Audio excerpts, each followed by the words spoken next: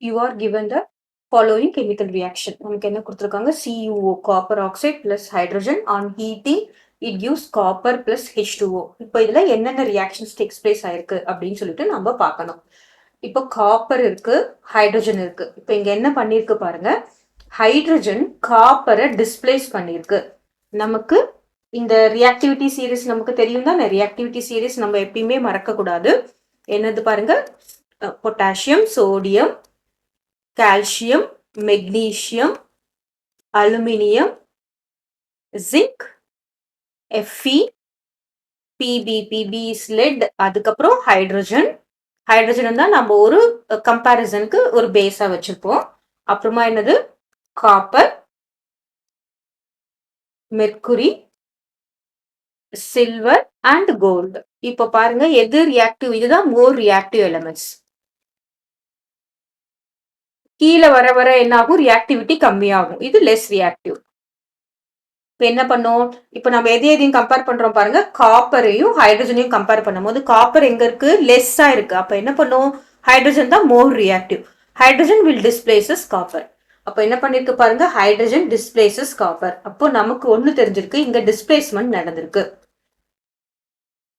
ஓகேவா, டிஸ்பிளேஸ்மெண்ட் நடந்திருக்கு. அப்போ பாத்தீங்கன்னா ஹைட்ரஜன் மட்டும்தான் காப்பரை டிஸ்பிளேஸ் பண்ணிருக்கு, காப்பர் தனியா வந்தாச்சு. சோ இது டபுள் டிஸ்பிளேஸ்மெண்ட் கிடையாது, ஒரே ஒரு டிஸ்பிளேஸ்மெண்ட் தான் நடந்திருக்கு. ஹைட்ரஜன் காப்பரை டிஸ்பிளேஸ் பண்ணிருக்கு. அப்போ நம்ம என்ன பண்ணணும் அப்படின்னா, டபுள் டிஸ்பிளேஸ்மெண்ட் கிடையாது. ஓகேவா, டிஸ்பிளேஸ்மெண்ட் ரியாக்ஷன், ஆனா டபுள் டிஸ்பிளேஸ்மெண்ட் கிடையாது. அப்புறம் எங்கெங்கெல்லாம் டபுள் டிஸ்பிளேஸ்மெண்ட் பாருங்க, இது டபுள் டிஸ்பிளேஸ்மெண்ட் கிடையாது, இதுவும் டபுள் டிஸ்பிளேஸ்மெண்ட் கிடையாது. நெக்ஸ்ட் என்னென்னலாம் இல்ல அப்படின்றது நம்ம பாக்குறோம், அவ்வளவுதான். இப்போ நெக்ஸ்ட் இது காம்பினேஷன் ரியாக்ஷனா அப்படின்னு பார்த்தோம்னு வச்சுக்கோங்களேன். காம்பினேஷன்னா என்னது, ஒரு ஏ இருக்கு, ஒரு பி இருக்கு, ரெண்டும் கம்பைன் ஆகி ஏபி அப்படின்னு ஏதாவது கொடுக்கறதா காம்பினேஷன். ஆனா இங்க ஏ இது பின்னு வச்சுக்கிட்டாலும் நமக்கு என்ன இருக்கு, 2 or more ப்ராடக்ட்ஸ் நமக்கு கிடைக்குது. So this is not a combination reaction. So combination ரியாக்ஷனும் இல்லை. சரியா, இது டீகம்போசிஷன் ரியாக்ஷனா பாருங்க, ஹீட் இருக்கு, அப்போ இது டீகம்போஸ் ஆகுமா அப்படின்னா, சோ டீகம்போஸ்னா என்னது, ஏ gives பி பிளஸ் சி. ஒரு சிங்கிள் காம்பவுண்ட் ஆன் ஹீட்டிங் என்ன ஆகும், டீகம்போஸ் பண்ணி பி பிளஸ் சி கொடுக்கும். இப்போ இது டீகம்போசிஷன் ரியாக்ஷனும் கிடையாது. சரியா, நம்ம எல்லா ரியாக்ஷனும் நம்ம பார்க்கணும், அப்பதான் நமக்கு வேற வேற கொஸ்டின் இதே மாதிரி கேட்டாங்கன்னா நம்மளால ஆன்சர் பண்ண முடியும்.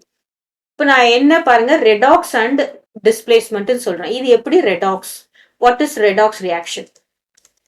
ரெடாக்ஸ் ரியாக்ஷனா என்ன அர்த்தம், ஆக்சிடேஷனும் நடந்திருக்கணும், அப்புறம் ரிடக்ஷனும் நடந்திருக்கணும். ரெண்டுமே நடந்ததுதான் வந்து redox reaction.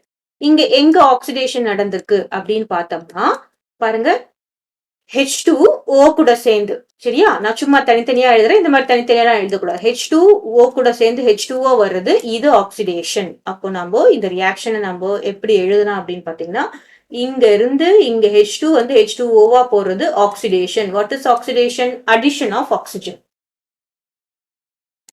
Right, addition, adding of oxygen. அப்புறமா ரிடக்ஷன் எங்க நடந்திருக்கு பாருங்க, ரிடக்ஷன் எங்க இருந்து எங்க நடந்திருக்கு, Cuல இருந்து CuOல இருந்து Cu, அதாவது CuO Cu. இங்க என்ன நடந்திருக்கு, removal of oxygen, removal of oxygen. ரெண்டுமே நடந்திருக்கா ஒரே ரியாக்ஷன்ல பாருங்க, டிஃப்ரெண்ட் ரியாக்டன்ட். H2 வந்து H2O மாறி இருக்கு, CuO வந்து Cu மாறி இருக்கு. So both oxidation and reduction takes place ஆயிருக்கிறதுனால this is a redox reaction as well as displacement reaction. Clear? So the answer will be B.